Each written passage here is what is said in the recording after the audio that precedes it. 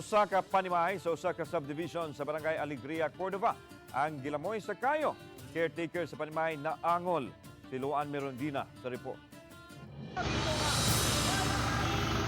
Sa video nga kuha sa netizen nga si Lea Ling, makita ang pagtinabangay sa Cordova Police nga mapagawas ang auto sa tag-iya sa panimay, samtang ang kabumbiruhan padayon sa pagpakigumbati sa kayo nga milamoy sa tibok panimay, pagkabuntag, dayag ang dako nga danyos nga gibilin sa mong sunog. Ang caretaker lang sa panimay nga si Cassandra Jane Umbay ang nahabilin sa panimay kagabi dihang miulbo ang sunog. Sa paningkamot niyang makalingkawas gikan sa nasunog nga panimay, milayat siya agi sa bintana sa iyang kwarto nga anaa sa ikaduhang andana nga misangpot sa pagkalisa sa iyang mga kiting. Ano nga bintana ka ng pinaka-last, dira ko nilayat. Silbi duha ka layat kay diha sa silbi dira sa hatop una dayon dira sa ubos. Matod ni Cassandra, samtang naghigda na siya sa iyang kwarto, nakadungog siya og kasa-kasa sa ground floor. Apan wa lang niya kini panumbalinga kay nagtuo siya nga ang ila ra kadtong mga binuhing iring. Apan natugaw ang iyang tungod sa kabaho na sa aso nga misaka sa second floor sa panimay. Nagtuo siya nga posibleng sa electrical outlet sa ground floor.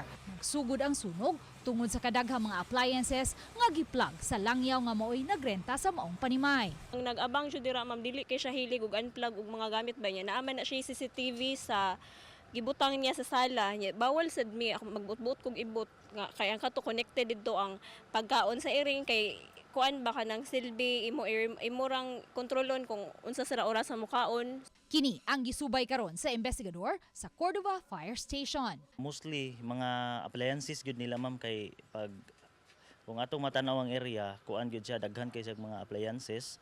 So ato pang palawman ang ato ang investigasyon kung kani nga mga appliances wala ba ni siya nakasaksak tanan kay mostly mga appliances gud no na ay mga dispenser, na ay mga freezer nga kuan nya na ay mga ref nga dagko kayo.